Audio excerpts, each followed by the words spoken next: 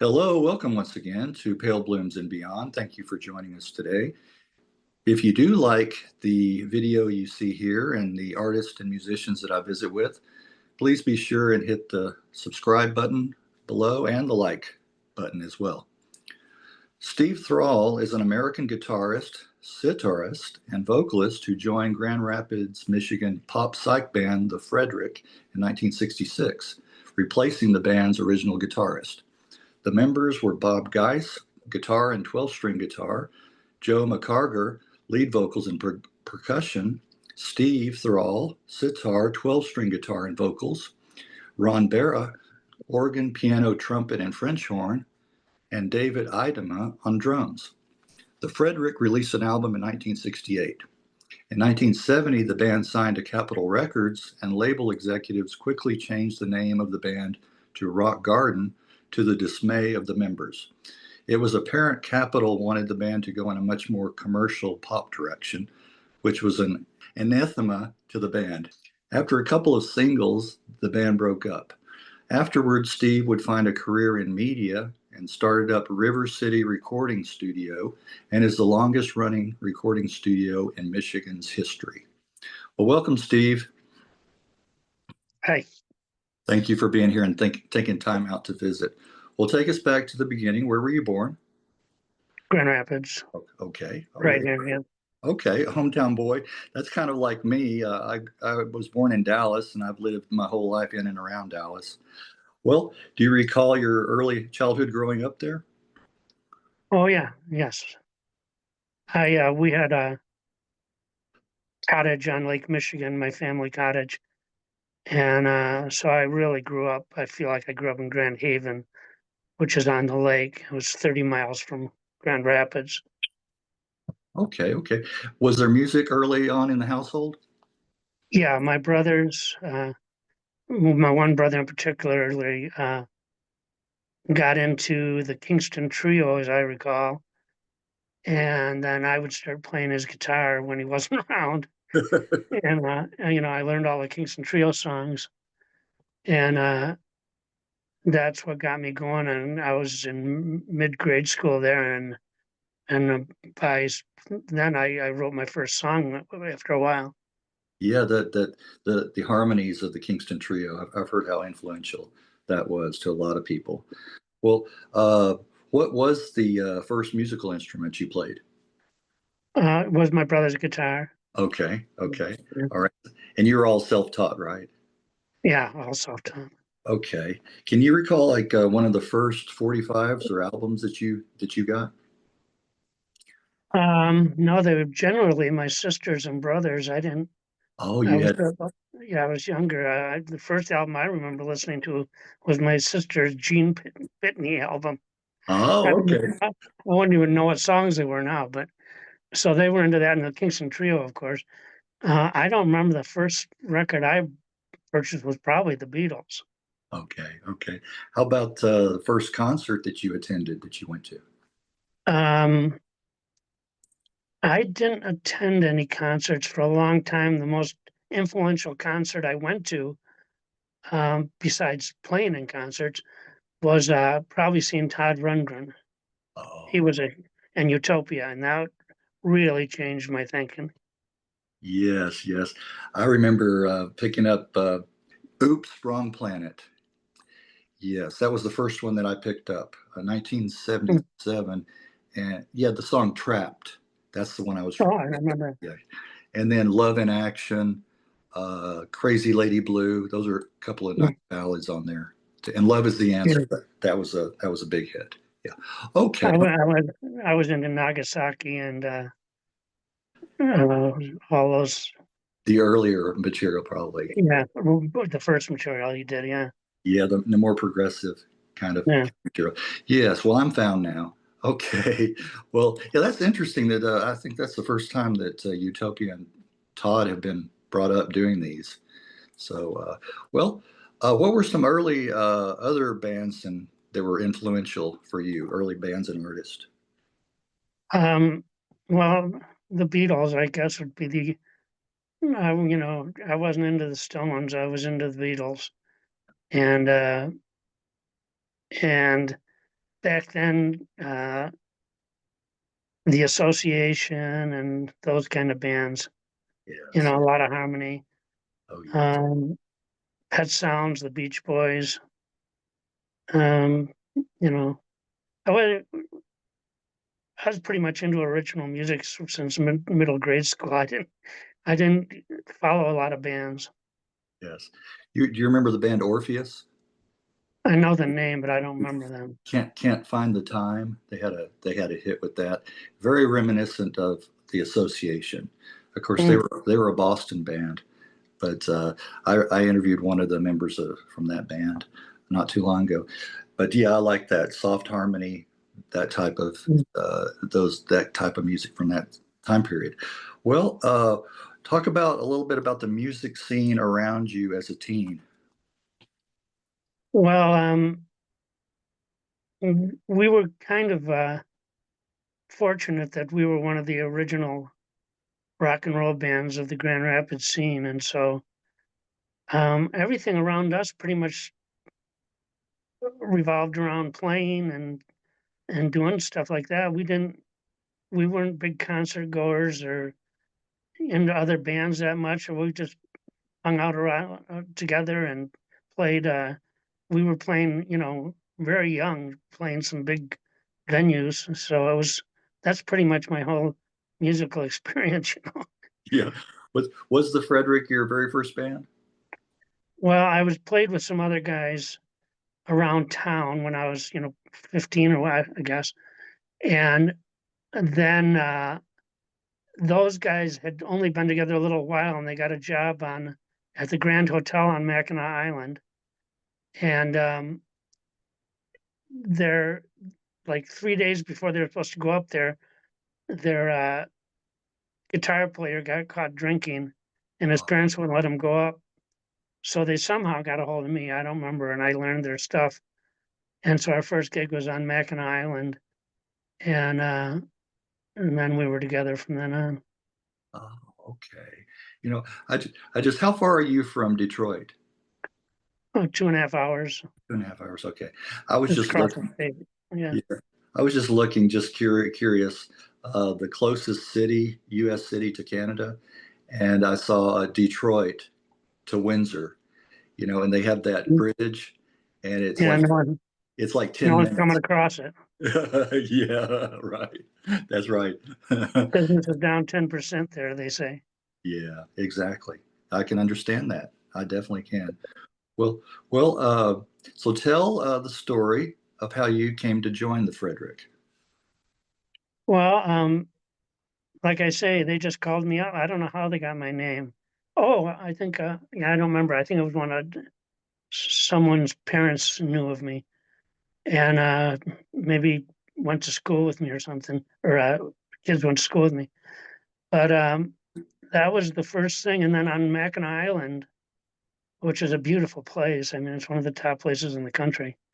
And the Grand Hotel, where it's just gorgeous there. And we started writing then, right out of the bat, when I got together with those guys, because that's what I was into.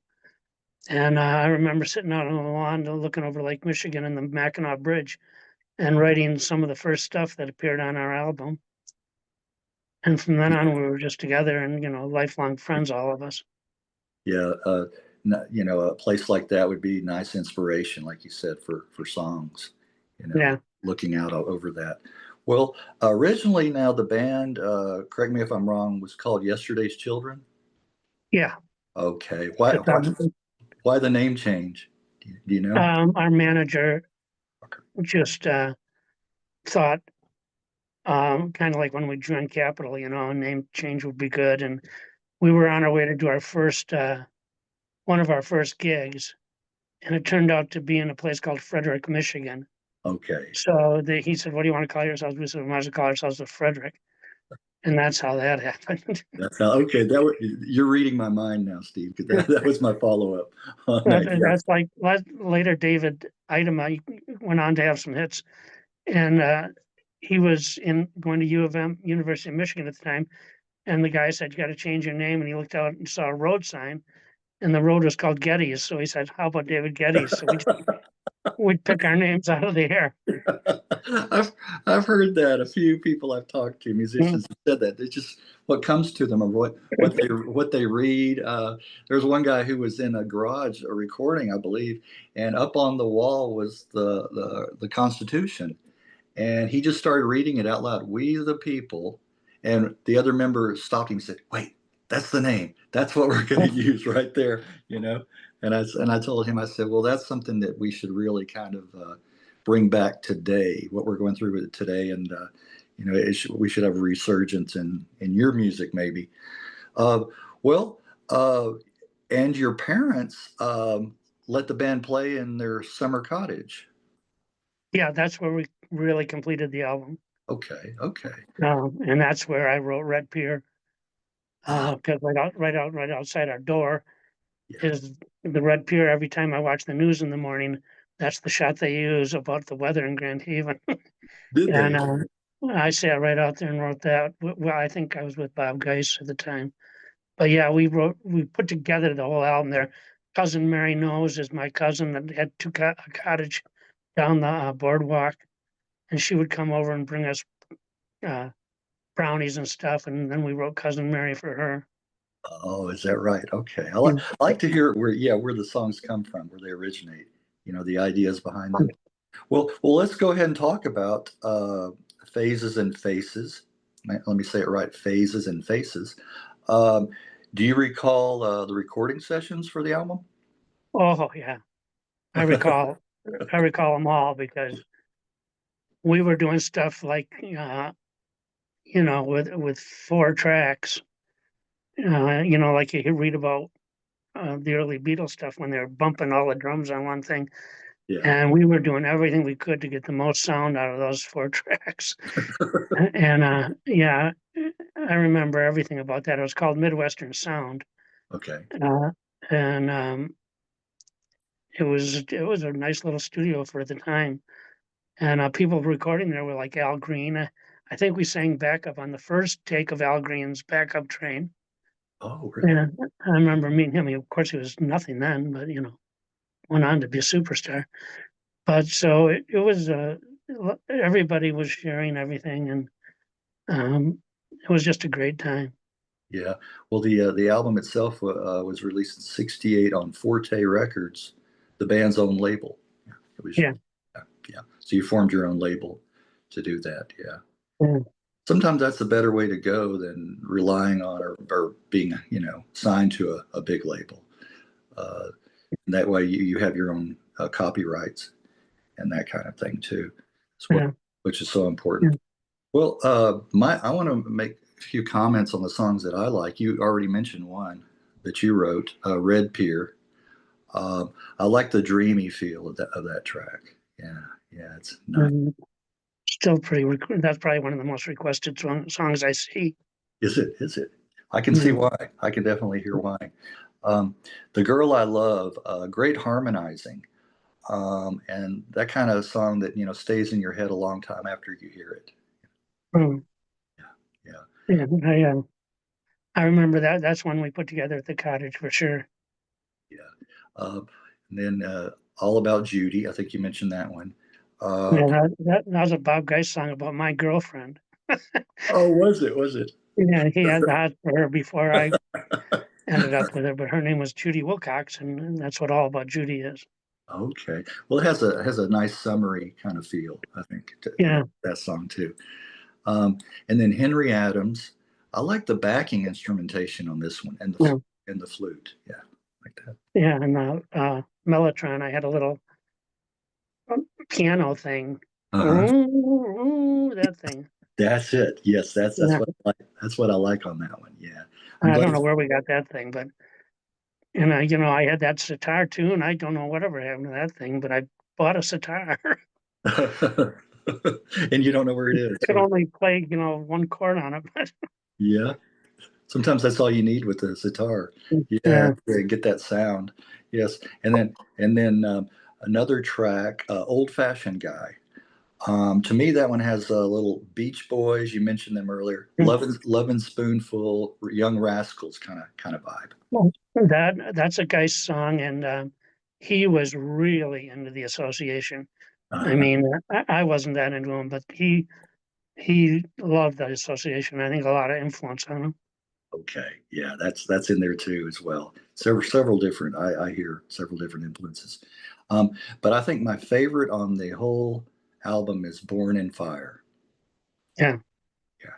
Yeah, great vocals, and it's to me it's like more of a folk oriented type of song.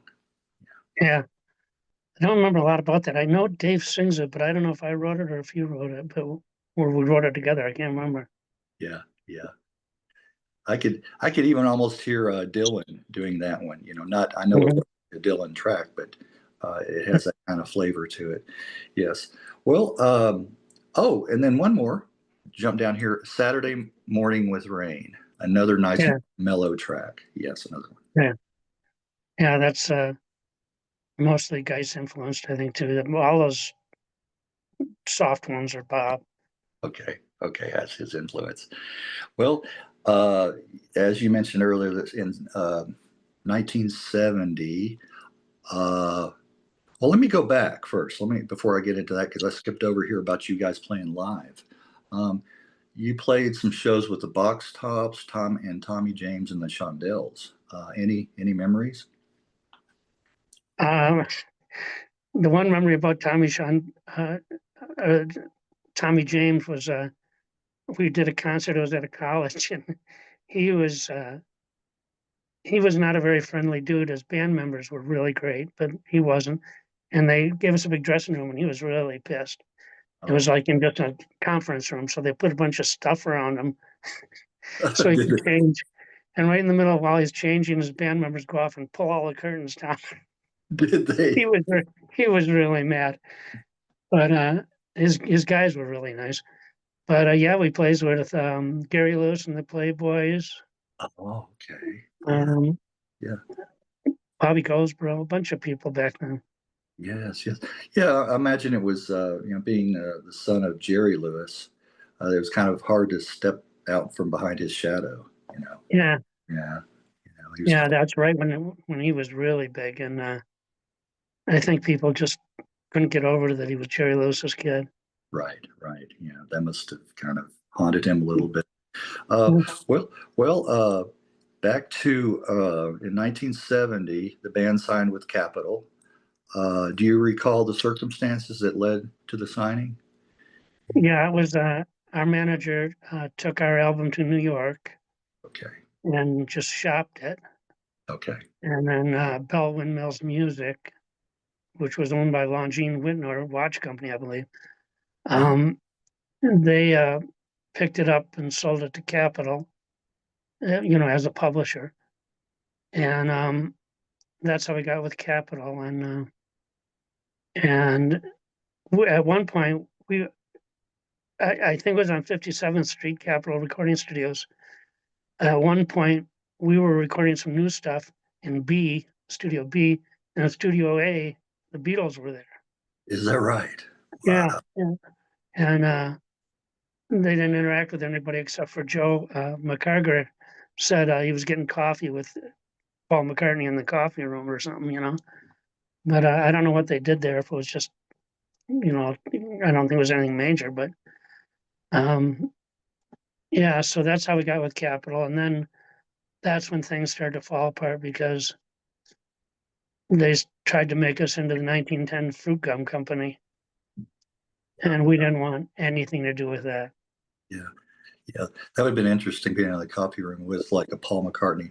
I think I would be too intimidated to approach him or try to talk to him. Yeah, I yeah, don't know. Wow, one of my idols.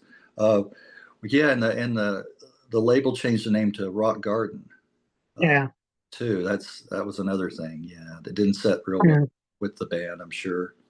Uh, No, I think they're trying to make us into like a monkey thing. yeah, yeah, And it was just not us. I mean, Idema decided to stay with it, and then he went on to have those hits that were kind of bubblegum, Run Joey Run. yeah. And he wanted me to stay too, but I just couldn't do it. Right, right. Yeah, the There was one single as Rock Garden in 1970, Johnny's Music Machine. I mean, that sounds like that type, what you're talking about. It Oh, just, yes. yeah, Love is a good, They even put a girl in it, which I had to sing the part when we played out. uh-huh. I just sing the girl, play me, Johnny. No, I wouldn't have liked that either. And then a single the same year as Garden, just knocking off the rock, and it's Garden, the Winds of South Chicago. Yeah, yeah. No, that was Idema and my song. Because Okay, we put our foot down and says we don't want to do this stuff. okay, And so they said, okay, we'll let you do Winds of South Chicago, which is a great tune in my book. yes, yes, And really meaningful to us. And we wrote that in our practice house. yeah. I remember, and we just put our foot down, but it didn't last, and then we got out of it. Yeah. Yeah. Well, I'm glad you clarified that because I did hear a big difference between that one and Johnny's Music Machine. I mean, we had a contract for like, I don't know, 7 more songs or something. I mean, now I kick myself thinking, oh boy, I should have, Yeah. you know, Looking back. but I probably wouldn't even be around either because one thing we found is a Western Michigan, good old homegrown boys is it was a filthy, dirty business. Okay. E- Everything was everything was pot back then. Pot was real big coming into the States, and booze and graft. I mean, we played in Pittsburgh one time, and that radio station picked us up in their limo and stuff.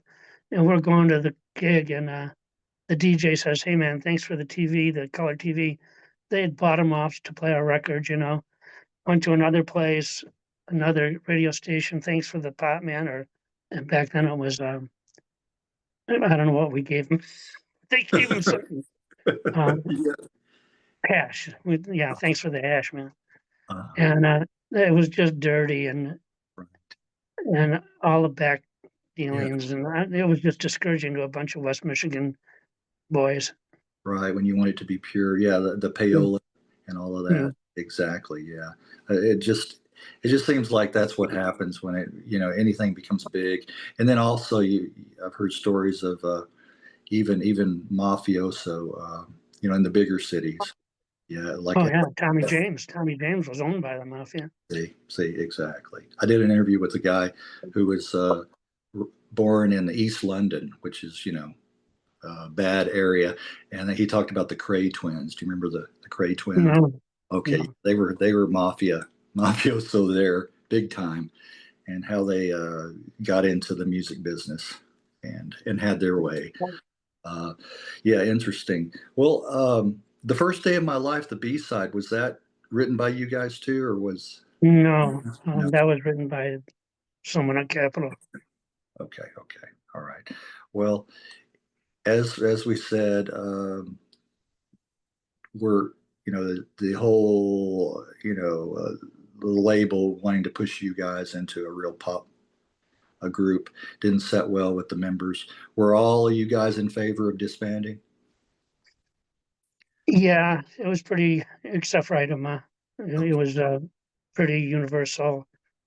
Everybody decided to go to college, and that kind of split the band up because they were in Montana and Ohio, and uh, that kind of Idema went to U of M, and that kind of was the finale then.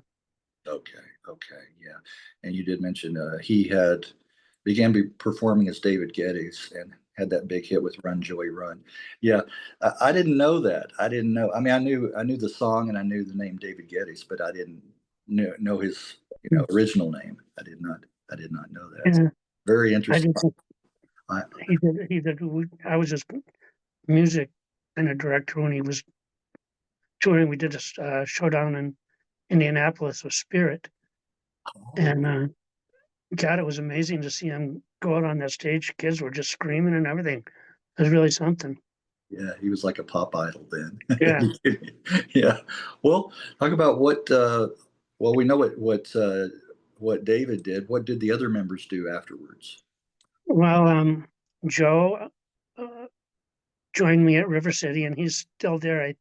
He may be retired now, but he ended up teaching teaching college a music recording class.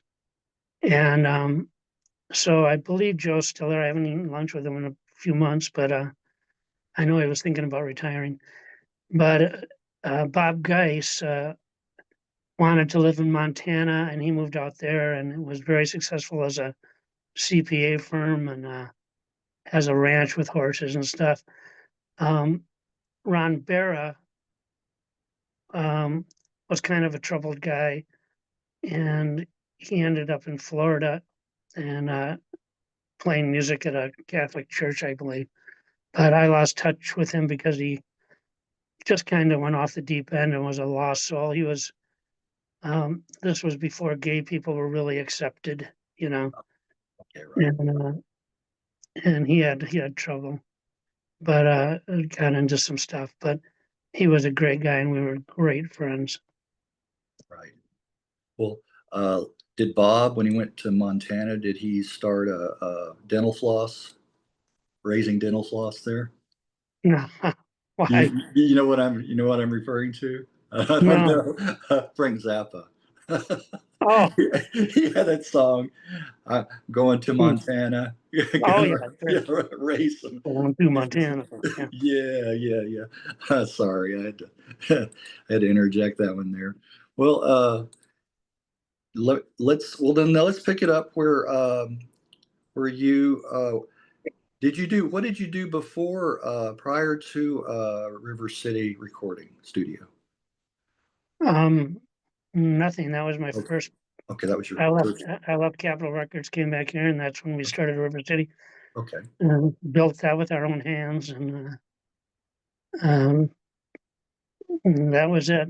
Before that, I don't yeah. think I had any jobs. So you Maybe to look. you guys just used your experience that you garnered in the band Mhm. and with recording to do that. Did you always have kind of a affinity for engineering and recording? Yeah, I Okay. had a I had a Wallensack recorder, little recorder. My dad won at a sales contest way back in grade school, and we'd play stuff backwards and do radio shows, and um, I lived with that recorder. I still have the tapes, but I can't put them on anything because they probably just fall apart. But that I was into recording way back then, Yeah. and then just the interest kept going right into TX 4 tracks, and then to the studio, and then Studio 24 tracks. I mean, it just kept going. I got out of the business exactly at the right time because um, digital was just coming in '93, and I could foresee everybody and their mother having a recording studio in their basement. And we had a big studios. I mean, you could fit a orchestra in one of them. And I saw the writing on the wall. I thought, man, this is not good unless we want to go all digital, And so I got out of it. You got out of it. And how long did you run that then? I ran it till '93. So since it started in '83 or whatever it was, Okay. or maybe the late '70s. I can't remember when River City started. Okay. It's like 40 years old. But yeah, I got out of it with one of my clients. What had happened, I was explaining before we started, is we started this professional studio in West Michigan, and there hadn't been one. So we had all these great bands coming in, and we were booked, and it was a big success. And so Amway, Meyer, Herman Miller, Steelcase, all these places that have been going to Nashville and Chicago to record all their AV shows said, well, geez, we got a place right here. So all of a sudden, our business became a real industrial on one side and music on the other side. And I was kind of got on in on the industrial side. And so one of my clients, a hospitality corporation, hired me as their marketing director in '93. And I saw the opportunity. Like I said, I didn't want to deal with all the digital stuff, buying all new equipment, taking out loans. River City kept going. And of course, now they're all digital, and they have still have their 24-track machines. It's becoming popular again to record analog. Yes, yes, yeah. Isn't that interesting? How it's kind of come back around. And the resurgence of vinyl. The interest Yeah. has come back around. It's very interesting. Yeah, yeah. Well. Who were some of the clients that maybe we might have heard of? I'm trying to think really of it was mostly regional stuff. Then when a band would come through town, they'd sometimes do overdubs there. Like I can't think of the big band, not Aerial Speedwagon, but the one with the guy with the long hair that's always in trouble. Oh, Well, he's gone which, through rehab and stuff, and he's a judge on one of those shows. oh, You know, oh, not Kid Rock. no, No, no, no, no, no. no, I was but going we to say, did it. I was Huh? going to say which ones when you said the one that was getting in trouble. I was going to say which ones, plural, with the long hair that's gotten in trouble. It's a band that did that. Hey, diddle diddle, can you play me in the middle? Like this, Aerosmith.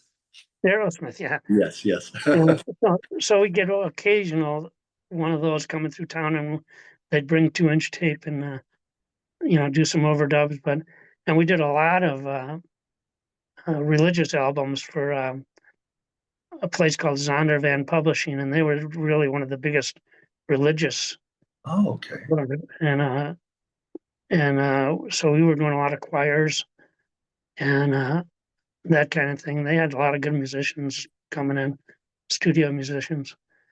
And then we do stuff like Jack Palance coming in from LA to do voiceovers and things like that.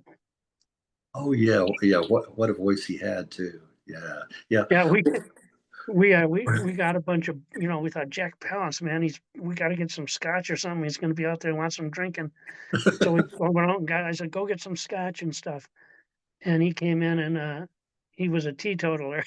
Oh, He's given up drinking. You didn't figure that. Oh, that's funny. That's funny. Well, if you had gone the other way, the other direction, he would have wanted something. If you would have thought Yeah. yeah, right. That's how things work out for me. Yeah, yeah. I remember him. He was in Shane, wasn't he, with Alan Ladd? Wasn't he the bad guy, the Jack Palance? Oh, could have been. He was. I see him in a lot of old Turner Broadcast movies. Yeah. Yeah, yeah. I like to watch a lot of those old ones. Well, what was the difference, or major differences? You mentioned industrial, doing the industrial stuff versus like the music. Well, besides just doing straight narration with network, or what we call them network drops, or music pre-published music drops. A lot of times that we do original scores for like Herman Miller, Steelcase, and that was fun because we get orchestra, strings, horns, and it was like scoring a movie, only it was for office chairs, Yeah. and that was fun. So we had a lot. It was fun in getting into that, and I learned a lot about advertising, and which is what I ended up in, marketing and advertising. And so I learned all the ropes just by all these agencies coming in and producing, and so I started producing and producing that kind of stuff besides music. Okay. We'll talk about how you got into that, in the advertising part. Well, they were besides doing the industrial Herman Miller stuff and all that, we started doing a tremendous amount of jingle work. Jingles Yeah, were really big back then. that's what I was going to mention. Yeah, yeah, yeah. And my first experience with jingles was way back in the Fredric when a clothing chain wanted to use my song 5 O'Clock Traffic, or no, Taggin. They wanted to use Taggin as their song in their commercials. Okay. So that was my first experience in that. Well, I ended up writing and producing at least 1,000 jingles. And these were, I hate to say it, but they weren't just little stupid like, these were, we really put a lot of effort into them, and a lot of them were really strong musical productions. and I did probably, I guess probably 1,000 of those Yeah. reels, and 2-inch reels and reels, a whole closet of those, and for car dealerships, all kinds of people. I was going to ask you what clients. Yeah. Yeah. Yeah. Well, go ahead. Go ahead. So we did a lot of national clients. I don't remember who, Gerber and people. But we put a lot of effort into them. We just didn't knock those out like today with a drum machine and a synthesizer. We had everybody in doing them. Yeah. Strings, full rhythm sections, everything. Yeah. Now I've heard doing this, several musicians have talked about, they went into that jingle writing and how lucrative that business was. Yeah. Everybody was doing jingles. Now you don't hear jingles very often. No. Kind of faded out. When was it? Like the late 70s, early 80s or so? Yeah. Mm-hmm. But what was the deal with it? If you got paid once for writing it, but then if you sang, you got paid another time? Was it something? Yeah, and well, if you produced it, Yeah. you get points, different points. Right. So we did a Kmart commercial it was either Kmart or Kick Pop, one of them, and those residuals came for a year. Isn't that something? Yeah. Wish that would have lasted longer. Yeah. Well, that's another reason I got out of it. I could see that was ending as well. Okay. Yeah. Well, what about so what happened afterwards, after you stopped working with the studio? Well, then I went with, like I say, this hospitality company hired me. Okay. Who had a chain of Mexican restaurants called Jose Babushka's, Mexican Polish restaurants, and a bunch of family restaurants. And they hired me to do all their marketing and radio ads and stuff.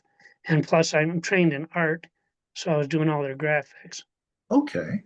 And I got so then they expanded heavily until we had like Michigan in 1993 through 4 and 5. There were like 3 breweries in Michigan, Bell's Brewery, and a couple others. And we started the next 3, the 5th, 6th, and 7th breweries in Michigan. And those became big regional breweries because there was no one else. Now there's 300 breweries in Michigan. Wow.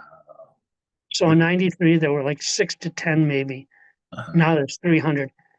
And I always got out of things at the right time. I got out of that when I saw, oh my God, everybody and their mother's going to now have a brewery. They got a recording studio in their basement and a brewery.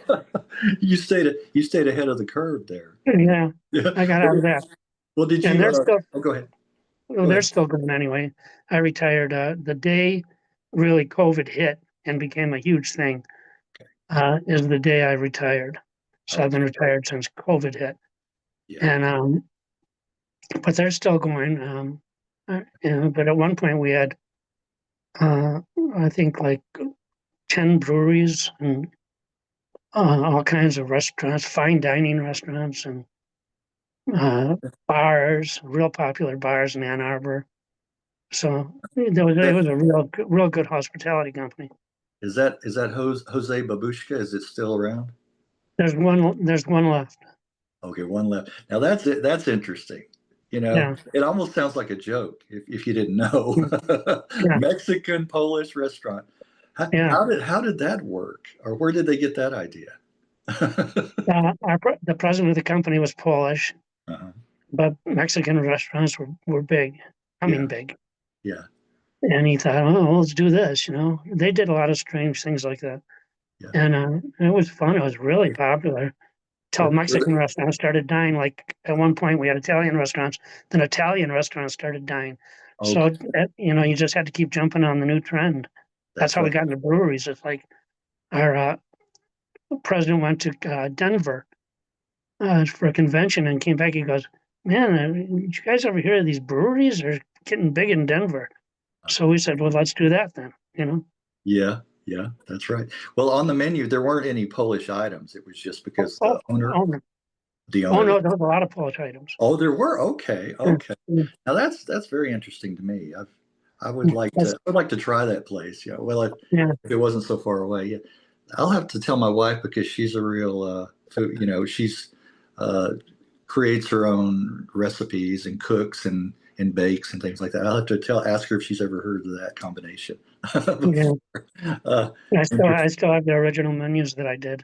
Oh, is It's that funny. right? What's more stunning about anything is that a burrito was like 3.50. You know, now they're $18. You know, Right, right. I- a side of ribs. You could get a whole side of ribs for $11. You know, now they're 28, $33. You know. oh, I know the inflation is just through the roof, Mm. and then it's getting worse as we speak. Um, and also, I saw the thing on YouTube not too long ago. You may have seen it about 1960, the year 1960, how far $1 would go. Just $1. Oh yeah, How much you could buy, you know? that's crazy. All of these things, just a long list of things that, how far that would go. Yeah. So it just shows you over time how much. Well, you mentioned art too. Did you major in that in school? Yeah, yeah. Okay. Okay. We didn't talk about that. Okay. All right.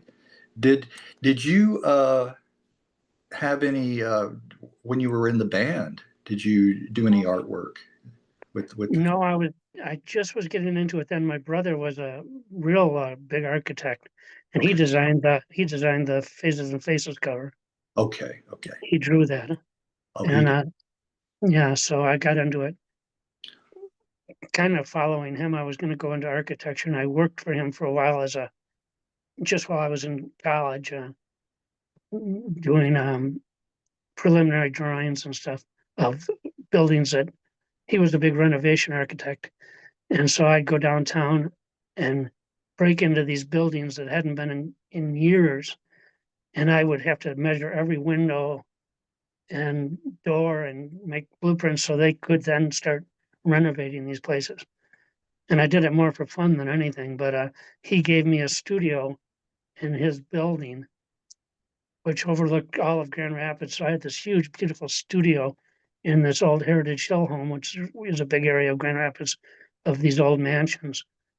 So in college, I had this gorgeous studio overlooking Grand Rapids. And I saw my major was in painting.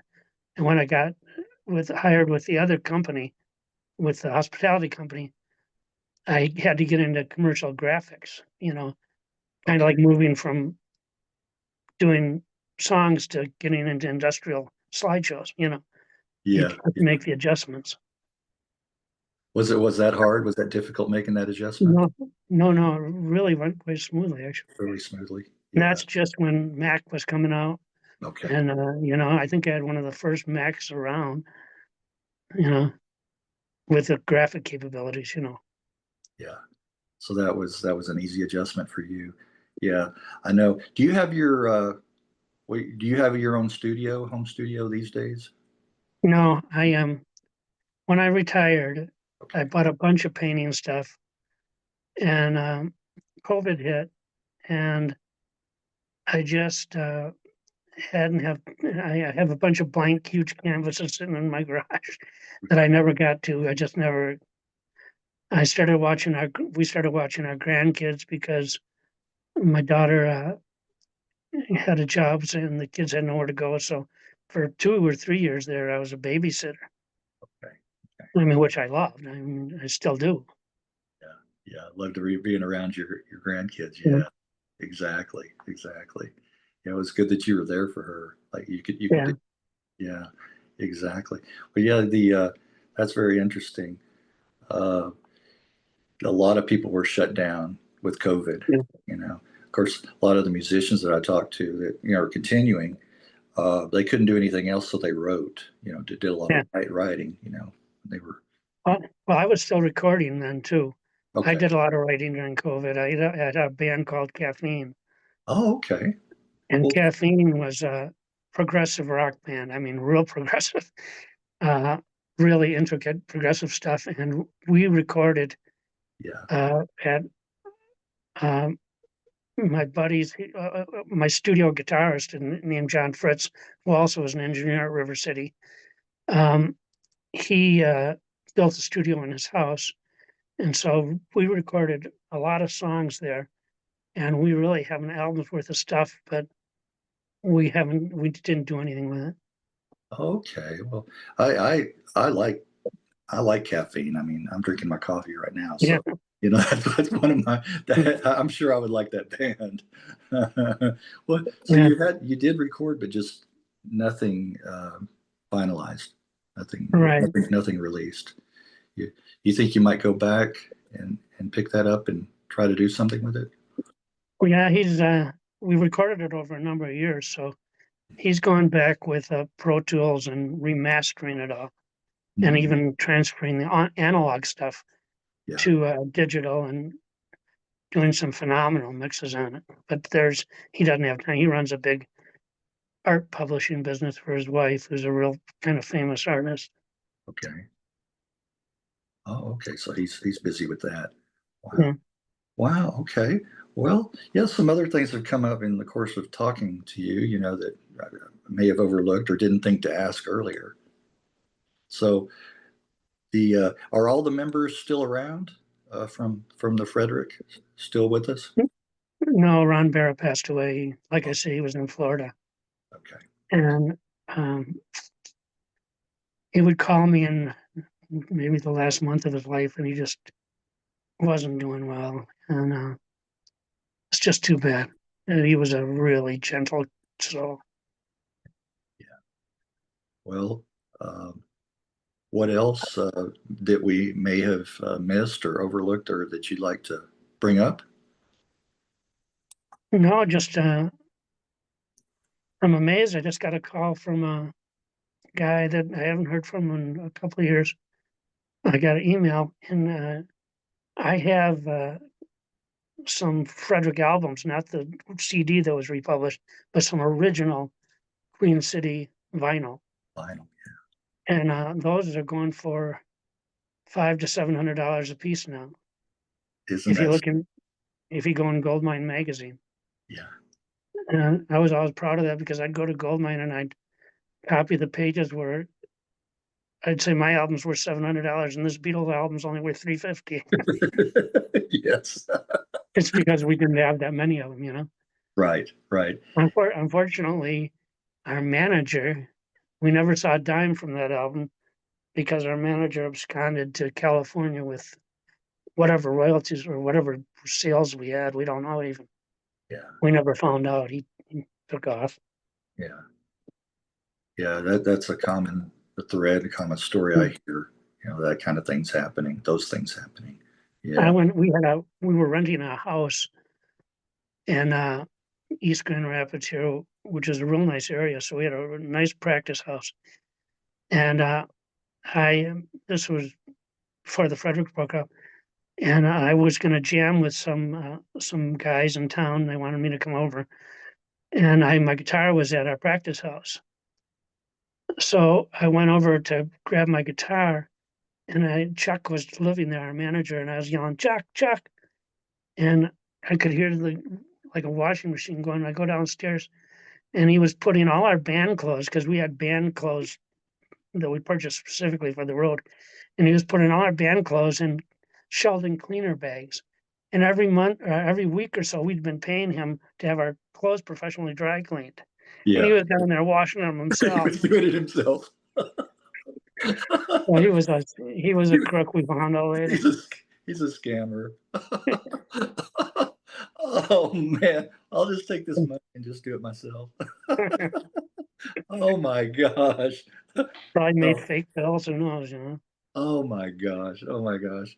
That's fun. I mean, not fun, but it's interesting to Mm, hear. mm, Yeah. Well, yeah, you mentioned, I think the album, because it was so rare too, and I think fetching big money like that, that happens. A lot of the musicians I talk to, because I like to dig a little deeper, and talk to the ones that didn't make it big, flew under the radar for whatever reason, didn't hit the big time, And that I hear that story, that today the albums are really selling, for a lot of And money. it's because vinyl came back, That's right. That's And right. Jack White has the premier vinyl place in Detroit. Ah, yes, he does. Mm. Yes, And and that's next door to one of the breweries I was talking about. So yeah. they got a lot of famous people coming in there getting pizza and beer. Yeah, yes. Yeah, there's a couple here in Dallas too that started up a few years ago now. Yeah, it's phenomenal how that's kind of come back around again. Like, Yeah. Speaking of the dollar, when uh, we opened up in '94 or so, to create a beer and put it on the table, a pint costs us 38 cents. mm, Nowadays, with everything else, now you pay $7 or $8 for a pint of beer, yeah, It's just ridiculous. it is. It is. And even if you just looked at what it actually takes for a company or something to make something, their Mhm. their cost is so much less. I mean, the profit that they add on to it is just Mm. it's ridiculous, Yeah. even with the inflation. But yeah, isn't that something? How much how how how less our money goes today Yeah. is shrinking and shrinking the dollar. Yeah. And Yeah, now all these breweries are struggling to stay alive. They don't make hardly any money. yeah, And now there are tariffs on all the aluminum, which right. is all the cans. And all the cans come from, and all the bottles come from Canada too. I Yeah, remember I used to order special kind of glasses and bottles from Canada. yeah, yeah. I know it's we won't go real political here, but it's mind-boggling what Trump and Musk and his regime are just dismantling and attacking our neighbors and our allies, and it's now with Denmark, Greenland. It's just it's I mean, he said he was going to do that, and maybe a lot of people didn't believe it, but dictator day one, and that's what he's there. That's where he's going. That's where he's headed. But there's been some lashback. There's starting to be more of an uproar, with these town halls and people, rioting, especially against Musk, and Tesla. And there's the reporters are starting to push back too. So that's nice to hear. And the Democrats are starting to get, a little fire in them. So, it's about time. But yeah, it's phenomenal. You're up there close to the Canada, and that's one thing. I reached out to. I've interviewed several Canadian musicians, and told them, I said, hey, it's not most of us. I mean, we love Canada. It's just that administration. So don't hold it against all of the Americans, because we're still your allies. And Did you ever, they all said, yeah, we know. Go ahead. What did were, you ever interview a band called Pinkerton Colors? you know, I may have reached out. I don't believe any member from the band. I don't believe I did. Yeah. We had an association with them and did some stuff with them. And I think they Uh, even came here to record. yeah, UK band, UK. Oh, Yeah, yeah. yeah, UK. Wow, yeah. I don't believe I did. Come to think of it, I think I might have tried to reach out, but didn't get any response. I always thought they should have made it, but Well, that whole and that's one of the bands that was a pop psych, Pinkertons, yeah. uh, Colors, Assorted Colors. There it is. Yeah, that was one. And I remember that's how I pick up on a lot of bands like that was from various artists compilations. And I remember they were on one of them. Yeah, Mm.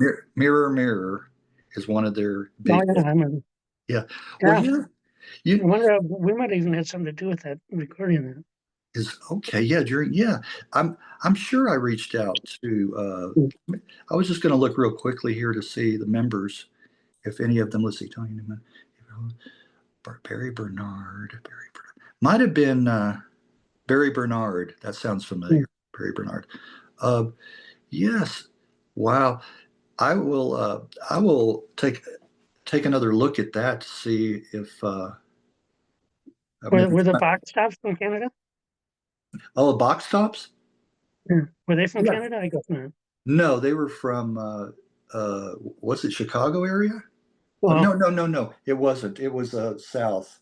It was it was in the southeast. mm, Maybe Tennessee, maybe even around Nashville or Memphis. Yeah, box tops. No. we did a concert with they were nice guys. Yes. Yes. And that's I'm trying to think of the guy's name. That was why can't I think of his name? Alex Chilton.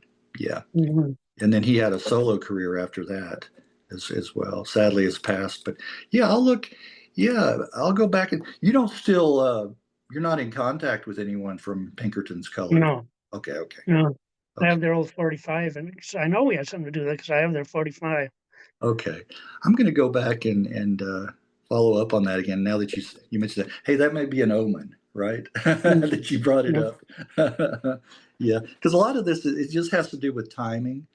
To mhm. hitting you guys at the right time, you know.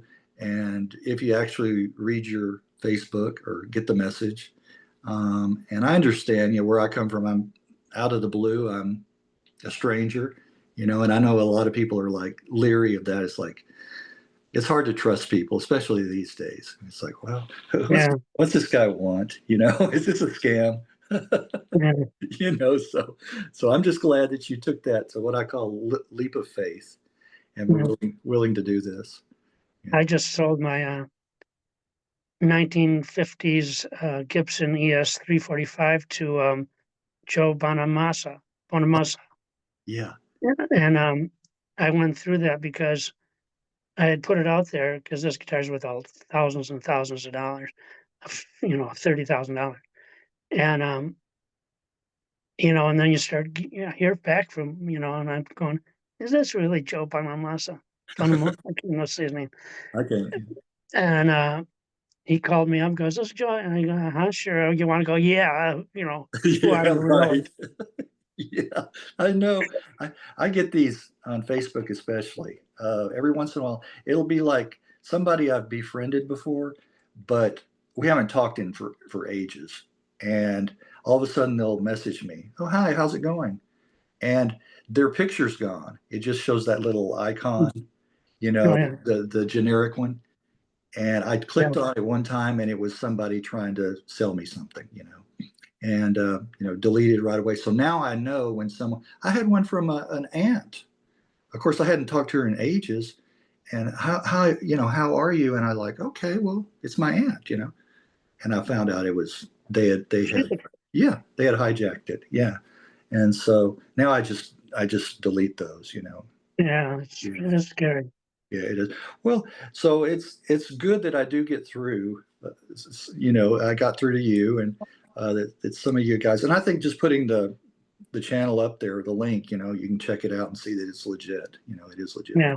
Oh, yeah. Right. You know, so all right. Well, thanks again, Steve, for Mhm. doing this. Yeah. Um, Thank you. really appreciate it, and I always enjoy, hearing your stories and then sharing those. That's what it's all about. Um, and then we see what kind of reactions we get. And just like with the album, having that resurgence, and you may Yeah. you may hear from some fans that you hadn't heard from in ages or never heard from before. So that's what I love. That's That's what nice. I enjoy. Those stories too. All right. Well, thank All you right. again, and I will say have a good rest of the weekend. And All right. is it starting to warm up there or still cold? It's supposed to be 60 today, but it's been cold. Okay. A little further up, not much further up, they got 6 inches of snow. So, Oh, wow. Okay. yeah. So we're still dealing with that until spring Yeah. really kicks Yeah. in. Yeah. It's a few more weeks, really. Yeah, yeah. All right, then. All You have a good week upcoming, and all the best to you. Okay, Steve. right. Thank you. All right. You're very welcome. Bye bye.